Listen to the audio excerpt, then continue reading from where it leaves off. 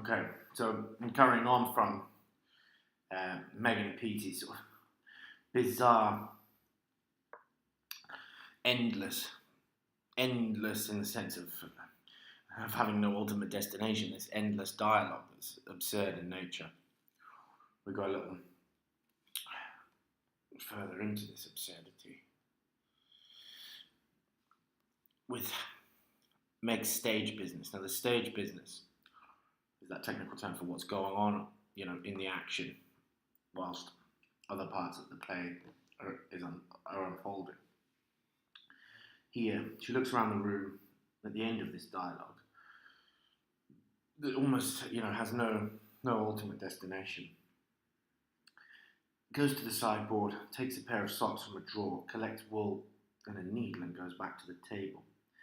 There's a suggestion here, I think, of her filling her life with another empty ritual in the absence of meaning, really, in the absence of authentic connection. And I think that you might be able to compare that to Blanche's drinking. It's a sort of habitual, automatic reflex, really, that she turns to in order to evade reality. And I think these rituals in Pinter's plays are methods for people to evade reality whilst giving themselves at least a pretense of normality and of stability and intimacy and connection and all those things that we associate with family relationships. Now, it continues into this sort of absurdist parody of familiarity. What time did you go out this morning, Petey? Petey sees through this. It's the same time as usual. He knows and she knows that it's a ritual existence that they live. Was it dark? No, it was light. So again, there's this binary that's being established here, like up and down, or in or out, or good or bad, that we've seen so far.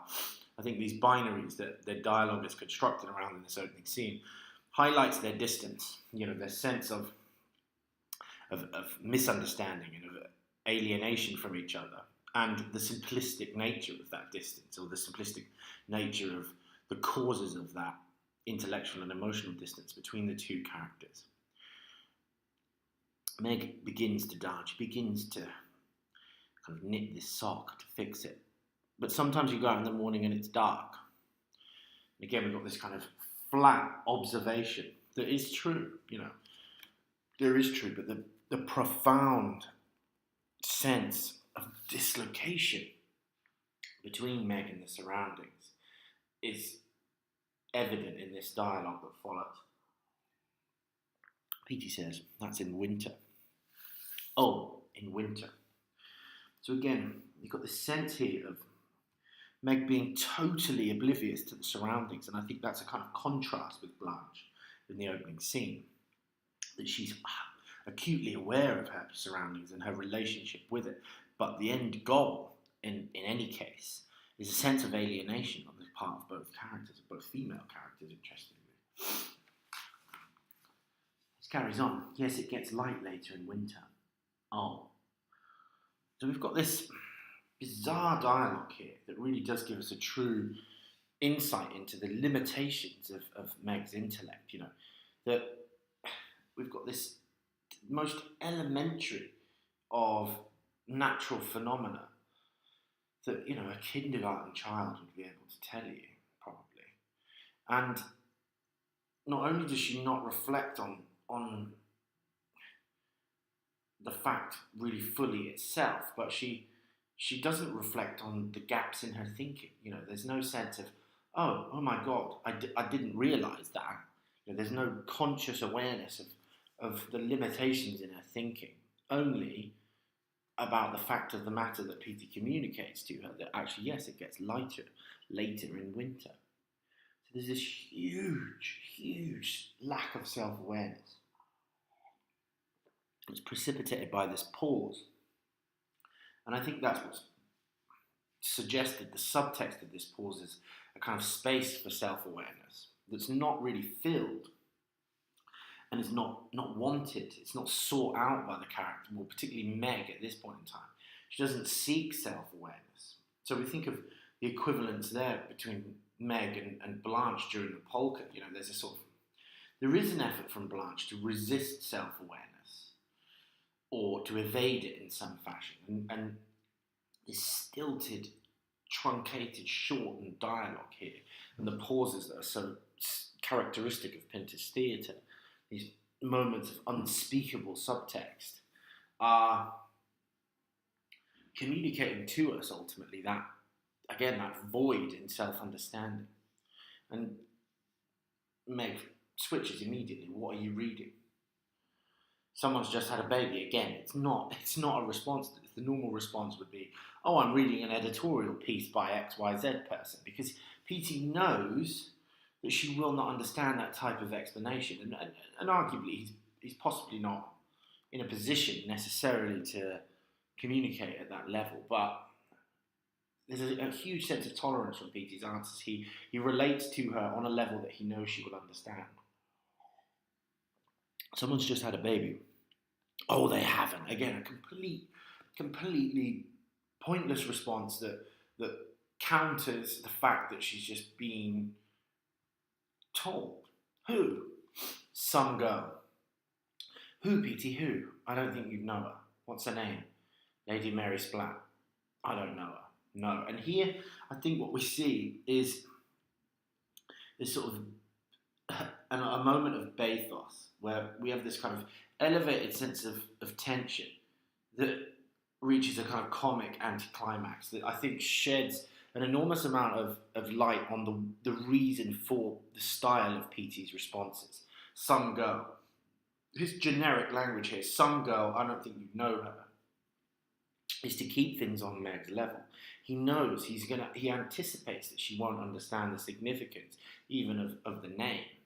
So he tries to retain that in order to preserve, I think, perhaps a sense of dignity on Meg's part. But the huge comic kind of shift from nobility to ridiculous happens because Meg proves his kind of suspicions to be true. I don't know her. No. So, Meg's question, what is it? Again, hugely generic. Petey says, studying the paper, a girl. Meg's response, not a boy. Again, it's another tautological question. It's a completely pointless response that is designed really to not reflect on the fact that it's a girl. And that's precisely what we see following in the dialogue. Oh, what a shame, I'd be sorry. I'd much rather have a little boy. A little girl's all right. I'd much rather have a little boy. So again, this repetition, I think, is important because there's a sense of her being trapped in her feelings. She's just a series of instincts from which there's no real escape because there's no ability to reflect on any of them. And that's where this pause comes in. And this is an important moment in the text because the subtext of this pause is her maternal longings. Very simplistic desires, but maternal longings that really create the sort of the space for Stanley to sort of inhabit, to move into in the drama. This pause, effectively, in its subtext, highlights her maternal longings and creates the space for Stanley to move into, and provides us an understanding with the motivation of her relationship with Stanley. And it seems that kind of Petey has some sort of awareness of this. I finished my cornflakes. He adopts this kind of childlike language here and tone, I think, that at least shows some kind of cognizance, some sort of awareness of the subtext of this pause, that there is a sense of maternal longing behind it. And that childlike tone that he adopts, I think, reveals perhaps his sensitivity as a dialogic participant. And Meg, again, another point in this question. Were they nice? Very nice. I've got something else for you. Good. What we also find out about Petey later on is revealed when Stanley comes down and eats the same thing and tells Meg it's disgusting. We've got a clearer sense at that moment in time that Petey is basically lying because he knows he's eager to please and he's filling the void of this kind of maternal longing. And he's allowing Meg to play a kind of role as a sort of attentive housewife when really she doesn't have the intellectual capabilities to perform even that specific role. She's lacking at that in that respect too. She rises, takes his plate, and exits into the kitchen. She then appears at the hatch with 2 pieces of fried bread on a plate. Here you are, Petey. He rises, collects the plate, looks at it.